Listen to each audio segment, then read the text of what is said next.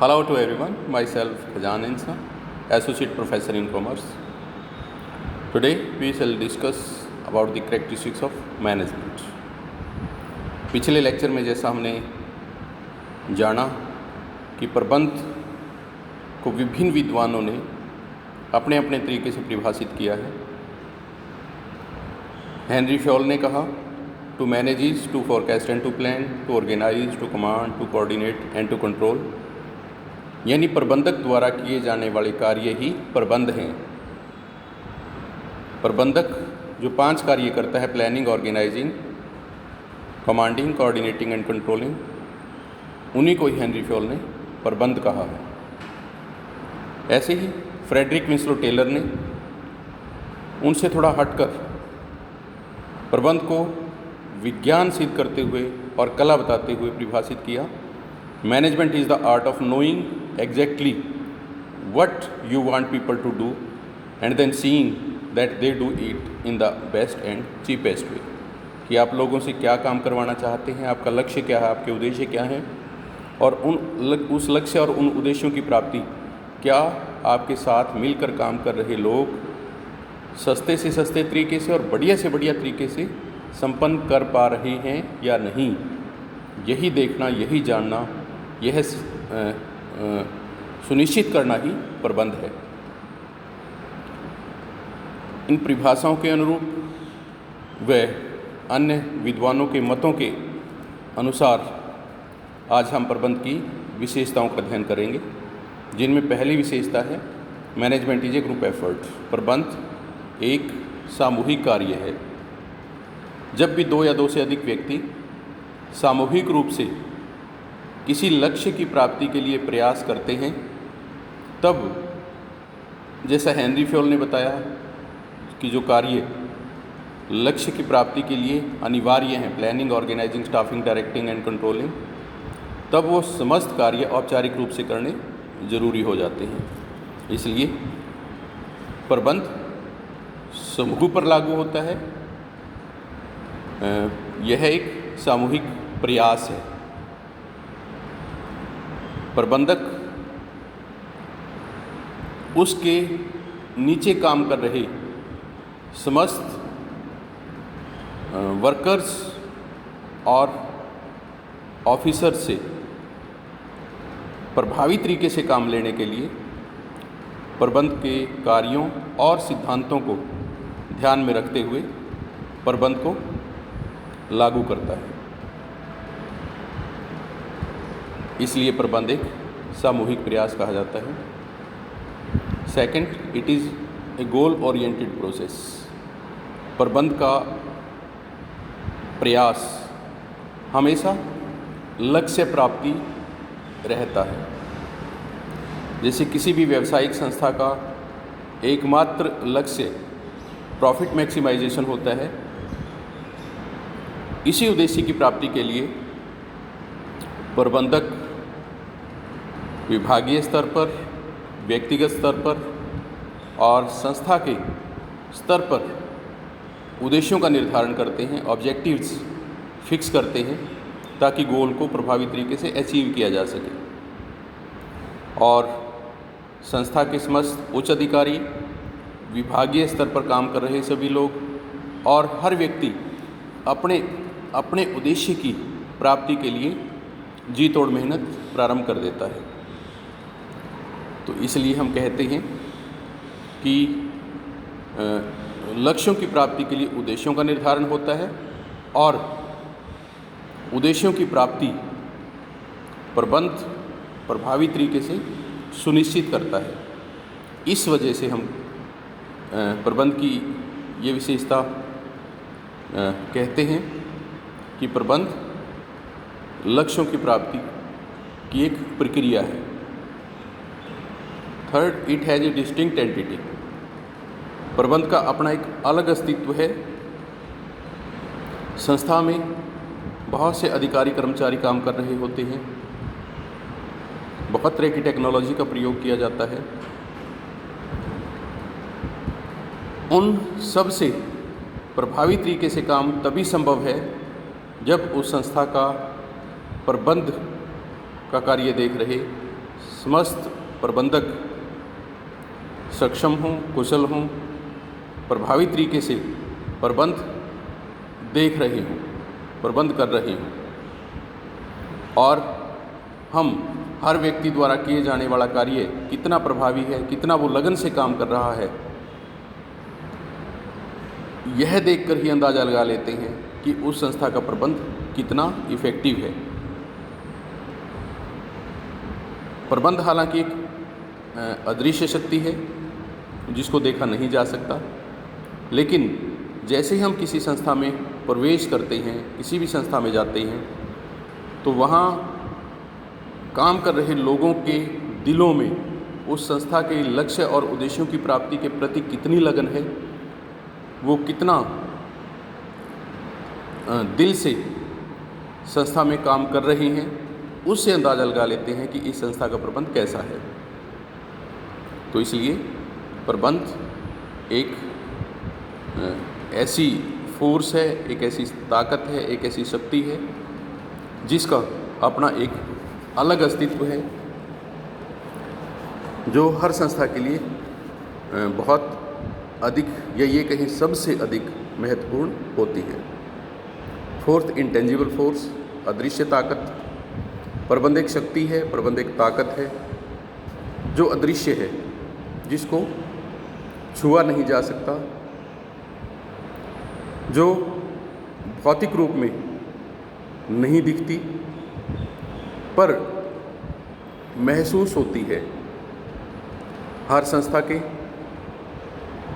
कार्यशैली से, उस संस्था में कार्यरत लोगों द्वारा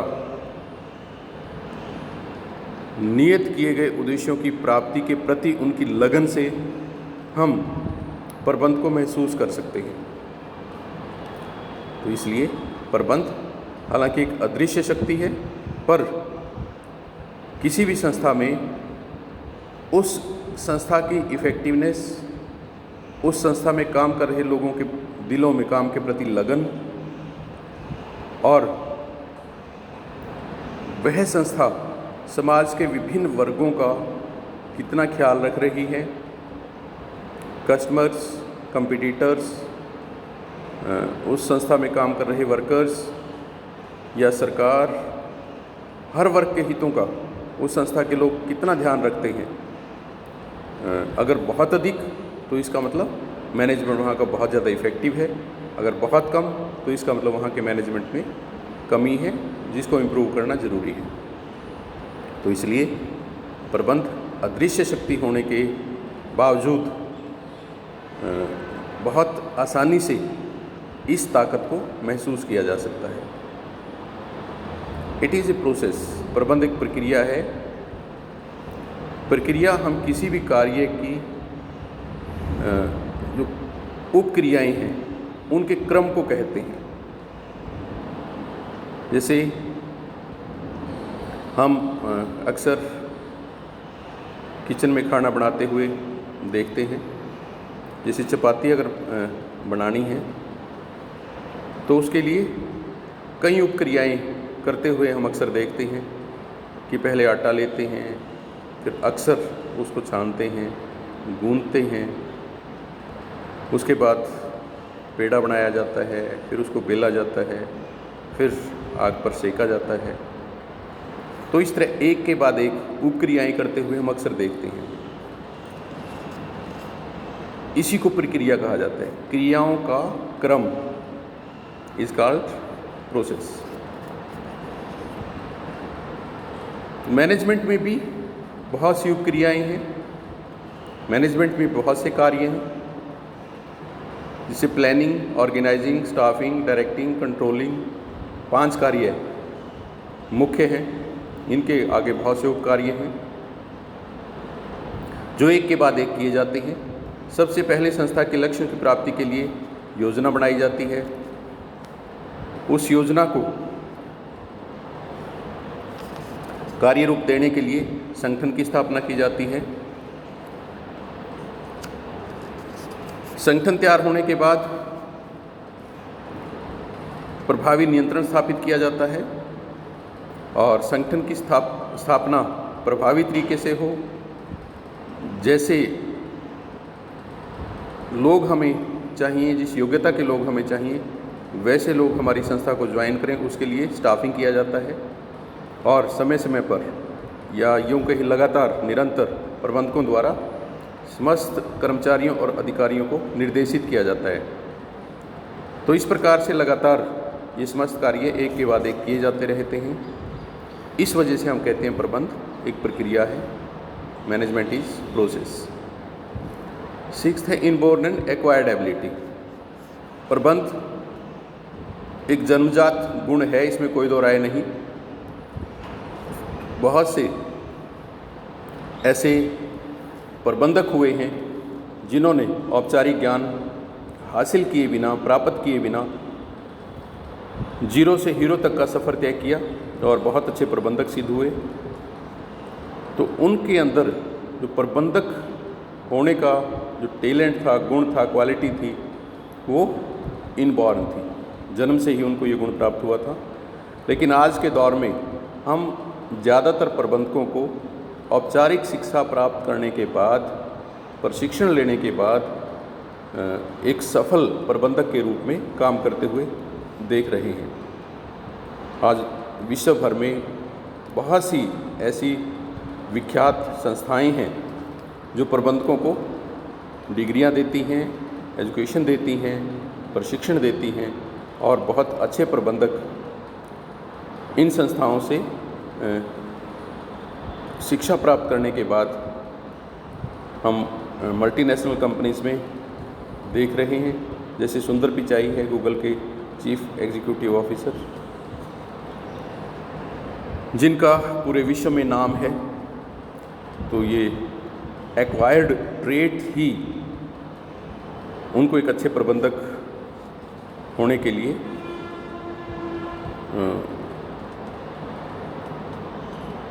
सार्थक कहे जा सकते हैं। तो इस तरह से हम कह सकते हैं कि मैनेजमेंट जन्मजात गुणों की वजह से भी संभव है, लेकिन मैनेजमेंट के जो ट्रेड्स हैं, क्वालिटीज़ हैं, उनको एक्वायर भी किया जा सकता है। 7th universal activity. प्रबंध एक सार्वभौमिक कार्य है, एक ऐसी क्रिया है जो हर क्षेत्र में आवश्यक है, चाहे शिक्षा का क्षेत्र हो, धर्म का क्षेत्र हो, आर्थिक जगत हो, राजनीतिक जगत हो, हर क्षेत्र में प्रबंध की आवश्यकता है। तो इस वजह से प्रबंध को सार्वभौमिक कहा जाता है, यूनिवर्सल एक्टिविटी कहा जाता है। हम बहुत सी राजनीतिक पार्टियों को देखते हैं, बहुत से वर्कर जो उनके साथ जुड़े होते हैं, उनका कोई भी कार्यक्रम प्रबंध के कार्यों को, प्रबंध के सिद्धांतों को ध्यान में रखे बगैर आज के दौर में हो पाना संभव नहीं है। इसी प्रकार से धार्मिक संस्थान या व्यावसायिक जगत के जितने भी संस्थान हैं, हर जगह प्रबंध को महसूस किया जा सकता है, स्पष्ट रूप से देखा जा सकता है। तो इसलिए प्रबंध एक सार्वभौमिक क्रिया है। मल्टीडिसिप्लिनरी। प्रबंध में अनेक विषयों का समावेश है। बहुत से ऐसे विषय जिनसे हमने औपचारिक ज्ञान प्रबंध में सम्मिलित किया है, जैसे मनोविज्ञान है, psychology, sociology, anthropology, economics, statistics, mathematics जैसे अनेक विषयों से बहुत से विद्वानों के विचार, थ्योरीज, बहुत सा नॉलेज प्रबंधक के लिए समावेशित किया गया है। प्रबंधकों को जब फॉर्मल एजुकेशन दी जाती है तो उनको अनेक विषयों में माहिर होना सुनिश्चित कर दिया जाता है, ताकि वो जिस भी संस्था में प्रबंध के कार्य को देखें, किसी भी कारण से अपने आप को असहाय महसूस ना कर पाएं। जैसे उन्होंने लोगों से काम लेना है, तो इसलिए उन लोगों के मनों को पढ़ने की कला उनके अंदर होनी ज़रूरी है, जो साइकोलॉजी से आती है। और वो सभी कर्मचारी अधिकारी क्योंकि समाज का हिस्सा है, समाज में वो कैसे रहते हैं, समाज से वो कैसे प्रभावित होते हैं, उसका ज्ञान उनको सोशलॉजी के कुछ टॉपिक्स का ज्ञान दे करके करवाया जाता है। तो इस प्रकार से अनेक विषयों का समावेश हम प्रबंध में कह सकते हैं। It is a social science. प्रबंध एक सामाजिक विज्ञान है। नेचुरल साइंस, जिसमें अक्सर हम एक एक्सपेरिमेंट का एग्जाम्पल लेते हैं कि हाइड्रोजन और ऑक्सीजन को एक निश्चित अनुपात में निश्चित तापमान पर जब मिलाते हैं तो वो पानी में बदल जाते हैं। और जितनी बार भी हम एक्सपेरिमेंट करते हैं रिजल्ट एक ही आता है। परखनली में दो गैसें हाइड्रोजन और ऑक्सीजन निश्चित अनुपात में निश्चित तापमान पर मिलाएं तो वो पानी में बदल जाएंगी। ये नेचुरल साइंस है, जिसके एक्सपेरिमेंट के रिजल्ट हर बार 100% वही आते हैं जो आने चाहिए। लेकिन प्रबंध के सिद्धांतों को जब हम लागू करते हैं, हर बार अलग समूह पर, अलग समय में, अलग परिस्थितियों में लागू करते हैं, और जैसी उस समूह की सोच है, जैसी परिस्थितियां हैं, उनके अनुरूप परिणाम हर बार बदल जाते हैं। इस वजह से हम कहते हैं कि प्रबंध नेचुरल साइंस नहीं है, ये सोशल साइंस है, क्योंकि ये लोगों पर लागू किया जाता है और लोग क्योंकि समाज का हिस्सा हैं, लोग समाज से प्रभावित और प्रेरित होते हैं, परिस्थितियों से प्रभावित होते हैं। इस वजह से प्रबंध को साइंस तो माना जाता है, पर नेचुरल साइंस नहीं बल्कि social science. It is a system. प्रबंध एक व्यवस्था है। जैसे हम अपना साइकिल, बाइक या गाड़ी को देखते हैं। साइकिल का एग्जांपल नहीं, बहुत सिंपल है। उसके पैडल, हैंडल, चेन, व्हील्स सभी एक साथ मिल करके एक ही लक्ष्य की प्राप्ति की ओर कार्यरत रहते हैं हमेशा। और वो लक्ष्य होता है जो साइकिल को चला रहा है उस की जो एफर्ट्स हैं उसके अनुरूप चलते जाना। लेकिन अगर एक भी पुर्जा खराब हो जाता है, मान लो एक पैडल का पेंच निकल जाए और वो पैडल चलना बंद हो जाए, घूमना बंद हो जाए साथ, या ट्यूब पंचर हो जाए, या चेन टूट जाए, या हैंडल के ऊपर जो नट लगा होता है वो लूज हो जाए और हैंडल पूरा घूमना शुरू कर दे, कोई भी किसी एक पार्ट में फॉल्ट हो जाए तो पूरा सिस्टम अपसेट हो जाता है। साइकिल जिस लक्ष्य के लिए हम चलाना चाहते हैं उस लक्ष्य की प्राप्ति नहीं हम उसे कर पाते। तो इस तरह से जब बहुत से पार्ट्स एक साथ एक लक्ष्य की प्राप्ति के लिए कार्यरत होते हैं उसे हम सिस्टम कहते हैं। तो मैनेजमेंट में भी 5 कार्य हमने पढ़े, हेनरी फॉल ने बताए। Planning, organising, staffing, directing, controlling. जिस संस्था में मैनेजमेंट को लागू किया जाता है उसमें बहुत से डिपार्टमेंट होते हैं। जैसे अक्सर 5-6 डिपार्टमेंट हम मेन बड़ी संस्थाओं में देखते हैं। Purchase department, production department, finance, personal, research and development. बहुत से लोग कार्यरत होते हैं, बहुत सी टेक्नोलॉजी, मशीनें, सभी एक साथ मिल करके, जैसे साइकिल के पार्ट्स एक साथ मिल के काम करते हैं, वैसे ये सभी विभाग, सभी लोग, सभी मशीनें, मैनेजमेंट के तीनों स्तरों के लोग, टॉप, मिडल और लोअर लेवल पे लगे हुए सभी लोग एक साथ संस्था के लक्ष्य यानी प्रॉफिट मैक्सिमाइजेशन हेतु काम करते हैं। तो इसलिए मैनेजमेंट को एक सिस्टम कहा गया है। It is a dynamic system. प्रबंध एक व्यवस्था है, एक सिस्टम है, पर किस तरह का सिस्टम? डायनामिक, गतिशील, प्रगतिशील, परिवर्तनशील। क्योंकि मैनेजमेंट लोगों पर लागू किया जाता है और लोगों के स्वभाव, लोगों की आदतें, लोगों के टैलेंट, क्वालिटीज़ सब बदलते रहते हैं। तो इसलिए प्रबंध में भी लगातार बदलाव आवश्यक है। बहुत से विद्वान, बहुत से प्रबंधक लगातार नए नए प्रयास करते हैं, नई नई खोज करते हैं। जिनकी बदौलत प्रबंध लगातार परिवर्तन की ओर अग्रसर रहता है, बदलाव की ओर अग्रसर रहता है, एक अच्छे बदलाव की ओर प्रबंध लगातार अग्रसर होता है। सोशल रिस्पॉन्सिबिलिटी, प्रबंधकों का पिछले कुछ दशकों से समाज के प्रति उत्तरदायित्व सुनिश्चित करने का लगातार प्रयास किया जा रहा है, क्योंकि हर संस्था समाज का हिस्सा है। इसलिए समाज के प्रति हर संस्था का और विशेष रूप से संस्था में कार्यरत प्रबंधकों का जिम्मेवारी बनती है, जवाबदेही बनती है। समाज के विभिन्न वर्गों के प्रति, जैसे ग्राहकों के प्रति, हर संस्था के प्रबंधकों की जिम्मेवारी है, उत्तरदायित्व है कि वो ग्राहकों को सही क्वालिटी और रीजनेबल प्राइसेस पे सही समय पर माल उपलब्ध करवाएं। संस्था में कार्यरत कर्मचारियों के प्रति और अधिकारियों के प्रति उत्तरदायित्व है कि उनको सही समय पर उचित मजदूरी और वेतन दें। इसी प्रकार जितनी प्रतियोगी संस्थाएं हैं उनके प्रति हेल्दी कंपटीशन का सहारा लेते हुए आगे बढ़े, ना कि थ्रोट कट कंपटीशन या प्राइस वार का सहारा लें।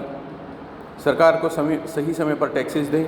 तो इस प्रकार समाज के हर वर्ग के प्रति प्रबंधकों की जिम्मेवारी की ओर विद्वानों का लगातार रुझान रहा है, ध्यान रहा है, और प्रबंधकों की सामाजिक जिम्मेवारी या उत्तरदायित्व नियत करने के लिए प्रयासरत है। आगे मैनेजमेंट इज ए प्रोफेशन, प्रबंध एक पेशा है। तो ये हमने पिछले लेक्चर में जाना कि प्रबंध की जो प्रकृति है वो साइंस, आर्ट एंड प्रोफेशन तीनों तरह की विशेषताएं प्रबंध में इसकी प्रकृति के अनुरूप देखी जाती हैं। प्रबंध आज पूरी तरह से एक पेशे के रूप में विकसित हो चुका है। पहले युवा मैनेजमेंट का औपचारिक ज्ञान प्राप्त करते हैं, अच्छे संस्थानों से डिग्रियां और डिप्लोमे हासिल करते हैं। उसके बाद पूर्ण और पूर्व प्रशिक्षण हासिल करने के पश्चात अपने आप को प्रबंधक के रूप में सेवारत पाते हैं, अपनी सेवाएं देते हैं। तो इस प्रकार आजीविका का साधन आज प्रबंध बन गया है।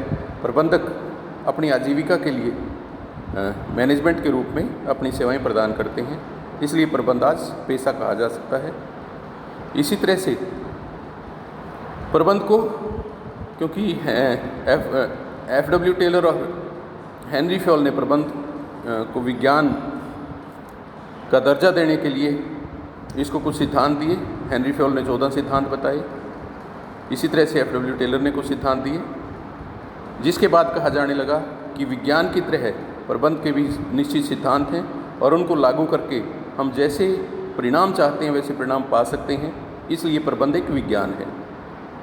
पर ये, जैसा हम पीछे डिस्कस कर चुके हैं, ये प्राकृतिक विज्ञान नहीं, नेचुरल साइंस नहीं, बल्कि सोशल साइंस है, सामाजिक विज्ञान है, क्योंकि इसको लोगों पे लागू किया जाता है।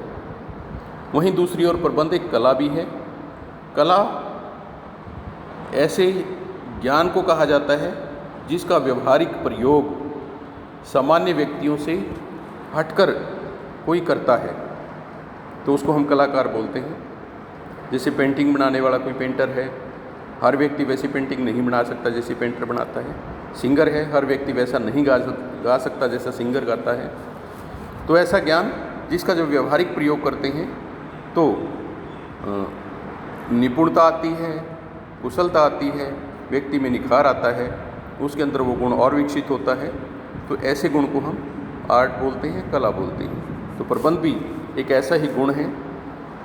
प्रबंधक पहले औपचारिक ज्ञान प्राप्त करता है, फिर उस ज्ञान को जब वो लागू करता है प्रबंधक के रूप में किसी संस्था में प्रबंध करना शुरू करता है, तो जैसे जैसे प्रैक्टिस करता है वैसे वैसे उसके इस गुण में निखार आता है और वो एक आम व्यक्ति से अधिक प्रबंध के कार्य को कुशलतापूर्वक करने में समर्थ रहता है, सफल होता है। तो इस वजह से हम कहते हैं कि प्रबंध एक कला है। तो इस प्रकार हम प्रबंध की बहुत सी विशेषताओं को जानने के बाद प्रबंध है क्या, सही मायने में उसके अर्थ को स्पष्ट करने में सफल हो पाते हैं। तो ये हमने प्रबंध की अनेक विशेषताओं को जाना। इनके साथ साथ प्रबंधक में क्या गुण होने चाहिए, उसके अंदर कौन कौन सी विशेष स्किल होनी चाहिए, इसका ज्ञान भी हमें होना जरूरी है। मैनेजरियल स्किल्स और ट्रेड्स, तो 3 तरह की स्किल प्रबंधक के लिए होनी बहुत ज़रूरी है। कॉन्सेप्चुअल स्किल, ह्यूमन स्किल और टेक्निकल स्किल। कॉन्सेप्चुअल स्किल यानी उसको सारे कॉन्सेप्ट्स क्लियर हों। जब वो एक संस्था में प्रबंधक के रूप में कार्यरत होता है, अपना काम शुरू करता है, तो वो संस्था के सभी लोगों को, विभागों को, उद्देश्यों को, संस्था जिस इन्वायरमेंट में काम कर रही है, internal as well as external environment के बारे में उसको पूर्ण ज्ञान होना चाहिए। और जैसे जैसे वातावरण में बदलाव होते हैं वैसे वैसे वो आंतरिक वातावरण, संस्था के संसाधनों और कार्य प्रणाली में बदलाव करने में एक्सपर्ट होना चाहिए, माहिर होना चाहिए। तो ये कॉन्सेप्चुअल स्किल है। दूसरा ह्यूमन स्किल, क्योंकि बहुत से लोगों से प्रबंधक ने काम लेना होता है, बहुत से लोग उसके साथ मिलकर संस्था के लक्ष्य की प्राप्ति के लिए प्रयासरत होते हैं। इसलिए लोगों से काम लेने की कला, लोगों के साथ इंटरेक्शन करने की जो स्किल है उसको ह्यूमन स्किल कहा जाता है। ये भी प्रबंधक में होना बहुत ज़रूरी है। वो लोगों के साथ मिलजुल के रहे, उनको अभिप्रेरित करने की कला उसमें हो, उनसे काम लेने की कला हो, उनको पूरी तरह से संतुष्ट रखे, किसी भी प्रकार की शंका या कोई गिला शिकवा अपने किसी अधीनस्थ को, सबॉर्डिनेट को उसकी वजह से ना हो पाए। इसी को ह्यूमन स्किल कहा जाता है। तीसरे टेक्निकल स्किल, क्योंकि आज का जो दौर है वो तकनीक का दौर है, मशीनीकरण का आज युग है। इसलिए आज के दौर की जो तकनीक हैं, मशीनें हैं, जैसे प्रोडक्शन डिपार्टमेंट पूरा ही मशीनों पर निर्भर है। आज आदमियों का स्थान भी रोबोट्स ने ले लिया है। तो हर प्रकार की मशीनों को कैसे चलाना है, कैसे उनका उपयोग और प्रयोग प्रभावी तरीके से करना चाहिए, कौन सी और उन्नत मशीनें हैं, कहाँ से उनको अरेंज किया जा सकता है, उपलब्ध हो सकती हैं, इन सब का ज्ञान एक प्रबंधक होना बहुत ज़रूरी है। तो इस प्रकार एक प्रबंधक तभी अच्छा प्रबंधक अपने आप को सिद्ध कर पाएगा जब उसके अंदर कॉन्सेप्चुअल स्किल, ह्यूमन स्किल और टेक्निकल स्किल भरपूर होगी। Thank you, thanks a lot.